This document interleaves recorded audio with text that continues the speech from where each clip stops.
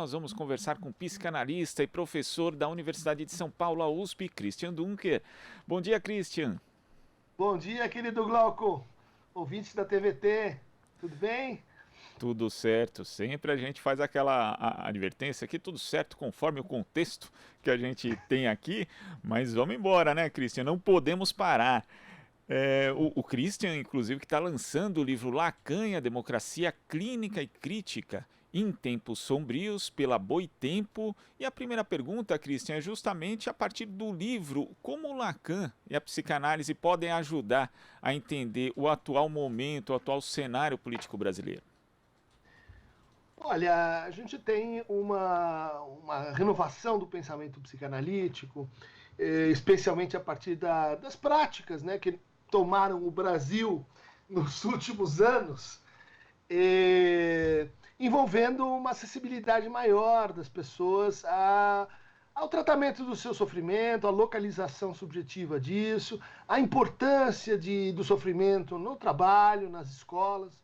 Ou seja, à medida que a consciência social de que há limites para a nossa experiência de sofrimento e esses limites tocam fronteiras políticas, a psicanálise passa a ser também um player, um ator, um discurso, entre outros, no cenário de crítica social e de resistência, por que não, a experiência neofascista que tomou conta aí do Brasil. Então, Lacan e a democracia é uma maneira de concorrer para esse momento, né?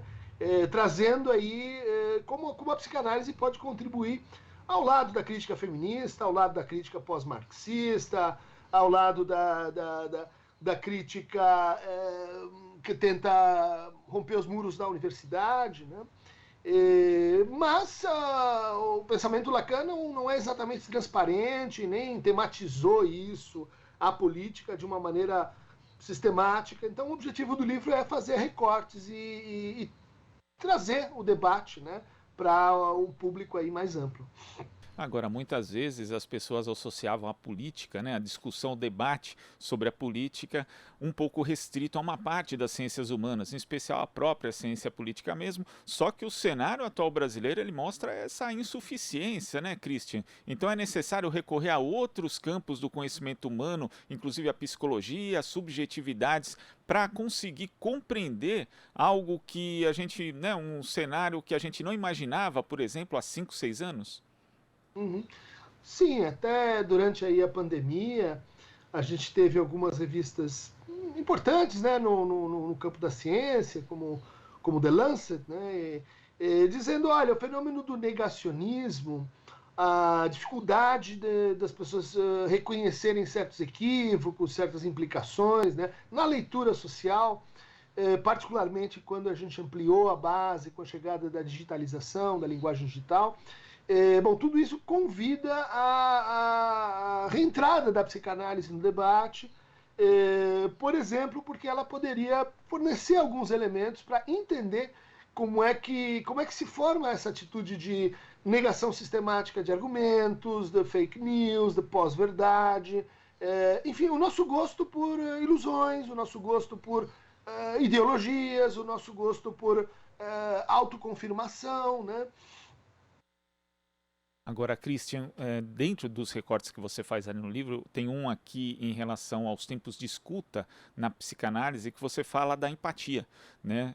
Inclusive destacando que a empatia ocorre quando a gente suspende essa comparação entre eu e outro, estamos prazer da diferença e abandonamos aquela relação de superioridade e inferioridade. A empatia é hoje um dos maiores inimigos desse modelo neofascista que está em vigor no Brasil? Olha, bem colocado, Glauco. O livro faz muitas incursões desse tipo, né? Toma palavras que estão aí em circulação no debate público e faz assim um histórico, mostra como elas se relacionam a conceitos, que tipo de conceitos, né? E a empatia é um caso disso, né? No uso popular, ela se confunde muito com a simpatia, né? Então a pessoa tem ideias parecidas com as minhas, a pessoa tem gostos e afinidades estéticas, morais, religiosas, políticas, que são como as minhas. Então aí eu digo assim, eu tenho empatia com essa pessoa. Né? Uma ideia é mostrar que isso é um uso ruim do conceito. Né? A noção de empatia, que aparece lá no Freud, ela veio da teoria estética, e ela remete à nossa capacidade de escutar o outro, mas escutar o outro na sua alteridade, né? Não na sua mesmidade. Não porque o outro é um espelho, né, de mim mesmo, mas porque ele representa assim, um outro ponto de vista, mas além de um outro ponto de vista geométrico, o outro tem um corpo, o outro tem uma história, o outro tem um inconsciente. Ou seja, coisas que ele mesmo não sabe, não reconhece, não entende muito bem em si, como todos nós. Né? Então, escutar o outro em primeiro lugar, sair de si, né? Ou seja, superar a simpatia. Sair de si no sentido de sair da sua bolha. Somos todos pequenas bolhas, vai dizer lá o Leibniz, né? Pequenas esferas, né? Ou pelo menos nos achamos assim.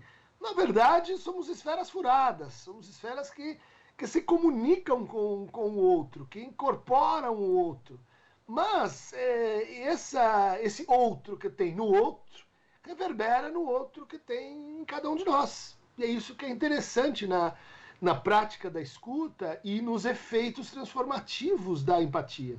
Ou seja, porque o outro me traz uma diferença. É porque o outro não é igual a mim, é porque mesmo não sendo igual, a gente pode fazer coisas juntos, a gente pode trabalhar juntos, a gente pode sonhar juntos, a gente pode criar mundos juntos, sendo muito diferentes. Né? Mas para que isso aconteça, no trabalho da empatia, eu vou precisar assim, adquirir um certo gosto por experiências de indeterminação. Né? Quer dizer, eu vou sair de mim, eu vou voltar a mim, uma espécie de grande viagem, né? Como já tinha lá Ulisses fazendo, e depois disso eu vou ter que encontrar palavras para acrescentar nessa viagem. Né? E isso tem que ver com um certo desenvolvimento da inteligência, por que não dizer, né? Encontrar boas palavras, ligar essas palavras com histórias, com a cultura, com as contradições sociais. E isso, então, faz da empatia, né, a partilha de dúvidas, de incertezas, de angústias, de sofrimento, né? Mesmo sofrimento naquele que muitas vezes a gente desautoriza ele de que ele está sofrendo. Acho que essa é a maior dificuldade na conversa aí contemporânea, com aqueles que têm assim, orientações políticas muito diversas das nossas. Né? Como é que a gente faz para entender que essa pessoa ela também está sofrendo? Né? Ela não está só fazendo os outros sofrer. Ela também está elaborando, do jeito que lhe é possível, uma resposta para o mundo, um entendimento de mundo, e que nem sempre é muito fácil partilhar isso. Né? Nem sempre é muito fácil entrar numa espécie assim de indeterminação produtiva com essa pessoa. Isso até é um exercício freiriano, né, Christian, de entender a lógica do opressor e até porque fica difícil, né, a pessoa ter esse exercício de empatia se ela vive naquilo que você definiu como lógica dos condomínios, né, onde você tem os muros, onde cada pessoa tem um espaço, e no livro você inclusive define ali esse momento de ruptura quando aumenta o desejo de acesso ao espaço público. Nós temos ali diversas manifestações como os rolezinhos nos shoppings, que aquilo eu acho que foi um momento muito marcante e pouco estudado, pouco comentado, inclusive, de uma forma geral, mas a classe C passa também a ocupar antes espaços como os próprios aviões, né? O aeroporto, de repente, passa a ser um espaço ali, e ali isso causa um estranhamento para esse pessoal que estava acostumado a uma lógica do condomínio. Isso acaba propiciando, né, essa estrutura de condomínio que o Brasil vivia e ainda vive em certa parte, né, ainda que de uma forma diferente em relação a 10 anos. Isso justifica o terreno fértil para que o ódio como instrumento político possa ser tão disseminado como é hoje no Brasil? Isso é das propostas do livro.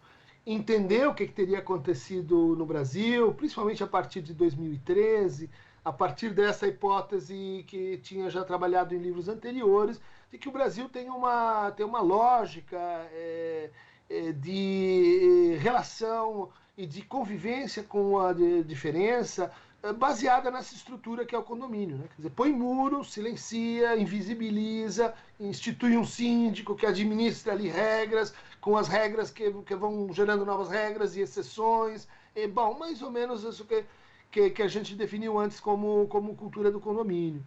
Agora, a partir de 2013, entram outros elementos dessa conversa. Diria assim, um aumento do nosso desejo de espaço público. Né? As bicicletas, né? Passo por esse episódio, a gente esqueceu, né? A mobilização em torno assim, de acesso à circulação dentro da cidade, né? O preço dos ônibus, do metrô, de como a gente estava viajando mais, né? Dentro do Brasil, famílias se reencontrando, do Brasil para fora do Brasil, olha lá, encontro com alteridades. Né? E também o acesso digital a discursos diferentes, a saberes diferentes, a línguas diferentes, que começa a ficar mais assim popular a partir aí de 2013, talvez um pouco antes. Né? Então veja quantos fatores tornaram a nossa democracia maior. Né? A gente podia falar da inclusão nas escolas, né? A gente podia falar das cotas na universidade, mais gente, né? Mais gente diferente, gente com visões de mundo distintas, com histórias distintas, que chegou naquele lugar e está compartilhando aquele lugar por trajetórias diferentes. Né? E aí a gente pode olhar para a história e perguntar assim, o que em geral acontece quando acontece isso? Né? Quando a gente tinha uma democracia contraída e ela se expande.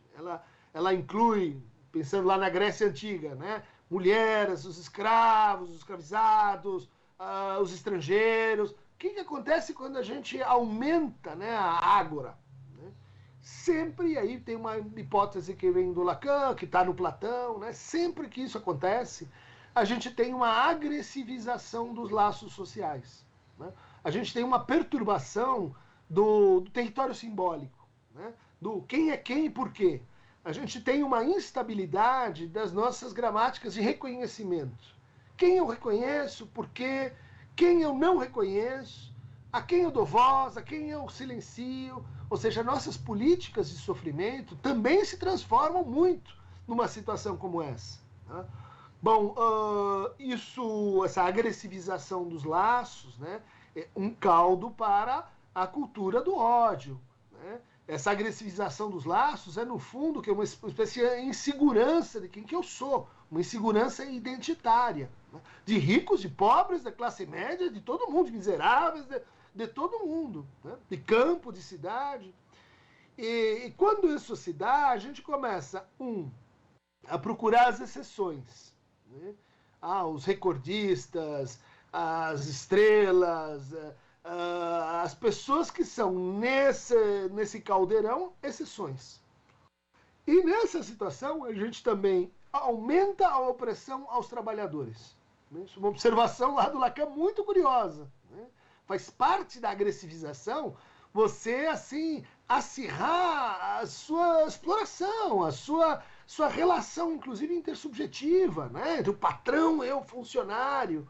Por quê? Porque se todas as relações de autoridade, de poder estão instáveis, essa que é uma das mais de base, vai sofrer mais ainda. Né? As relações de raça vão se acirrar, as relações de gênero vão se acirrar. Né? Bom, o que a gente tem como resposta a isso? Né? Em geral, historicamente, o Estado entra e diz, olha, vamos pôr número em todo mundo e vamos hierarquizar. Né? Então, esses eu vou dizer que estão aqui, os outros que estão lá, essa é a sua função, ou seja, tem uma resposta que pode ser uma resposta bastante sintomática, porque a gente apela, né? A gente diz, estamos na bagunça, queremos o quê? Queremos mais ordem, queremos mais unidade, queremos que alguém diga como é que devem ser as coisas. E aí isso é um caldo de cultura para o populismo, isso é um caldo de cultura para... chama o Paps porque ele vai por ordem na casa, né? Ou seja, respostas patriarcais, né? Respostas que, com Kant, a gente ia dizer assim, que nos colocam como crianças, que nos minorizam, que fazem a gente, olha, lá fora está tão complicado que lá fora eu me sinto uma criança. Chama os adultos, né? Agora, Christian, você também fala no livro a respeito do posicionamento da esquerda, né, diante desse cenário. E cita parte da esquerda que você afirma que odeia o dinheiro, né? E quando eu li ali, eu lembrei de algumas críticas que são feitas em geral, por exemplo, quando o ex-presidente Lula faz um discurso e diz, olha, a gente tem que dar oportunidade para o pobre poder fazer o churrasco, para ele comer uma picanha de vez em quando, para tomar sua cerveja, para comprar o seu carro. E aí vem sempre uma crítica dizendo, mas aí foi feita ali uma inclusão pelo consumo na época do ex-presidente Lula, só que as pessoas não adquiriram consciência política. Como, aliás, se consciência política se adquirisse assim, né? Com essa facilidade, como se a classe média, a classe alta brasileiras fossem muito conscientes politicamente.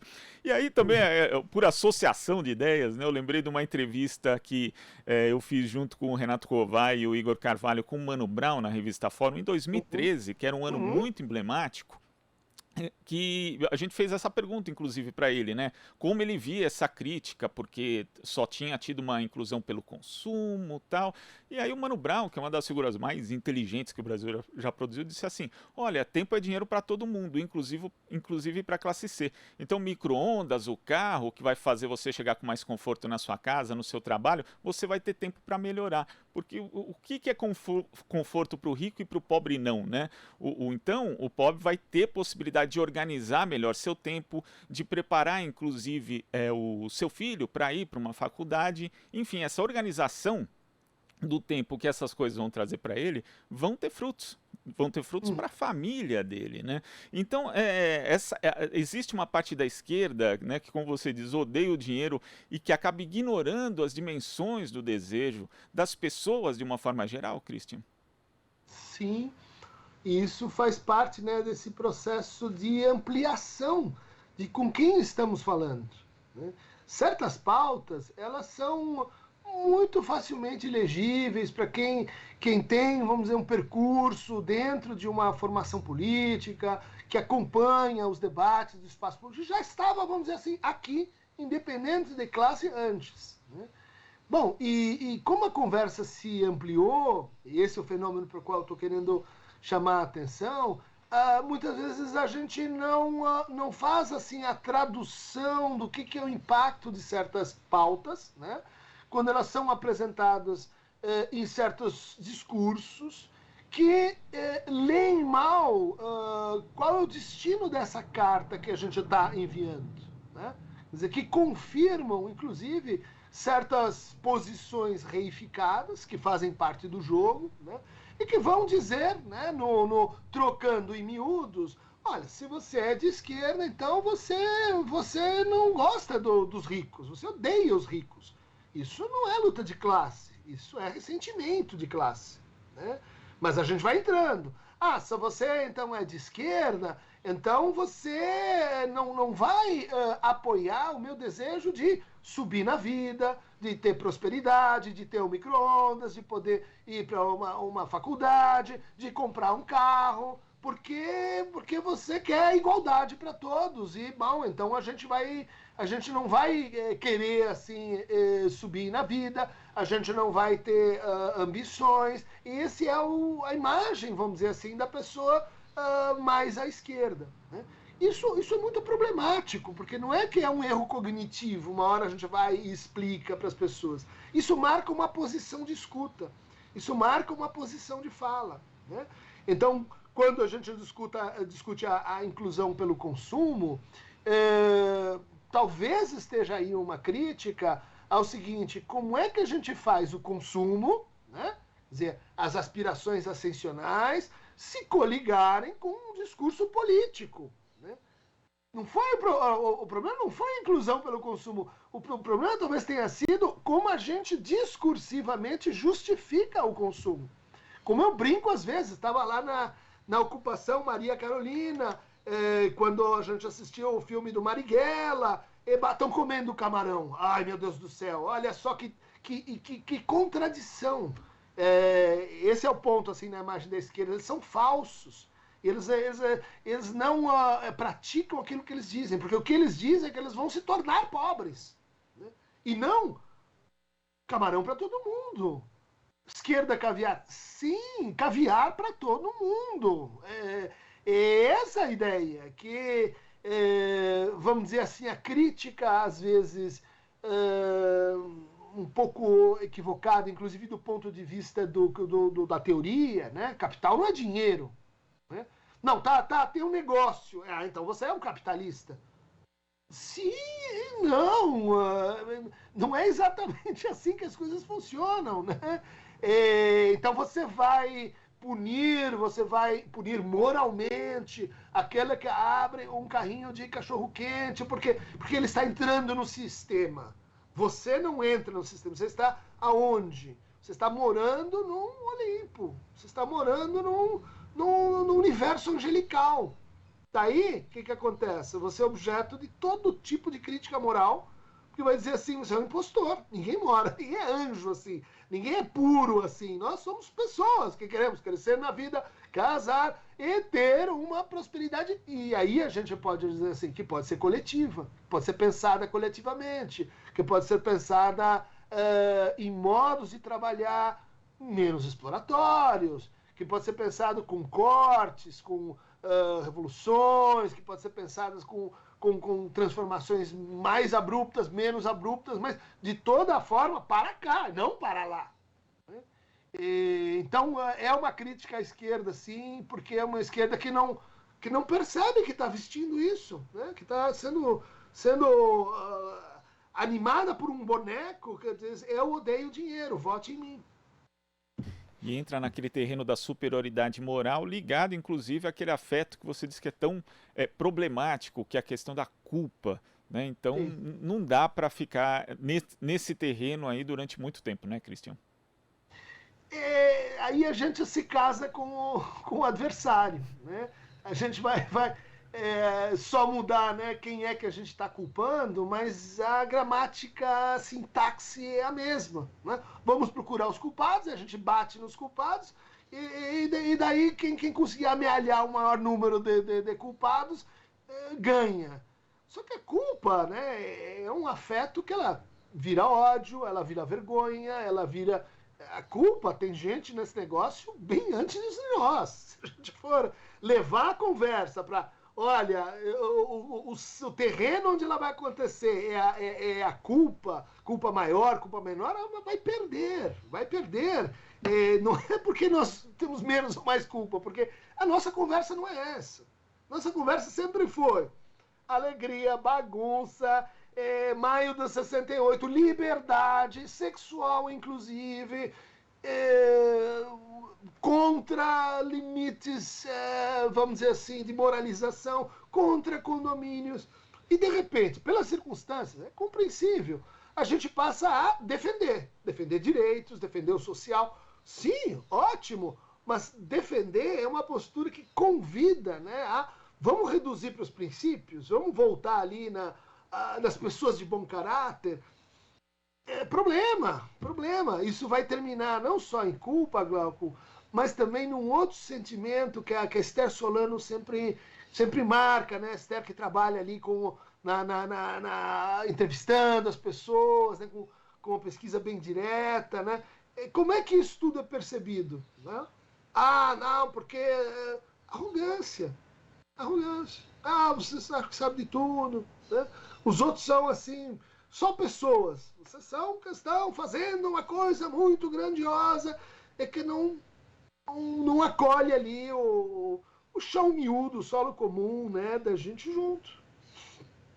Christian, eu tinha aqui mais 2 dúzias de perguntas para fazer para você, mas o tempo urge, infelizmente. Sei também que você vai dar aula daqui a pouco, mas a gente continua com essa conversa aí, hein, Christian, porque é muito importante. E nesse processo político-eleitoral que a gente vive, acho que você é uma figura fundamental para o debate público. Muito obrigado pela sua participação aqui no Jornal Brasil Atual, Christian. Eu que agradeço, Glauco, a TVT, você, e de fato essa entrevista tua, como tantas outras, é uma entrevista memorável. Acho que a gente tem que voltar lá para escutar o Mano Brown, né, em 2013, em 2017, né? E escutar essas pessoas que estão fazendo uma crítica transformativa, né? Não, é muito Valeu, importante. Glauco. Christian, eu que agradeço. Conversamos aqui com o psicanalista e professor da Universidade de São Paulo, a USP, Christian Dunker. Aqui você ouve as notícias que os outros não dão. Jornal Brasil Atual.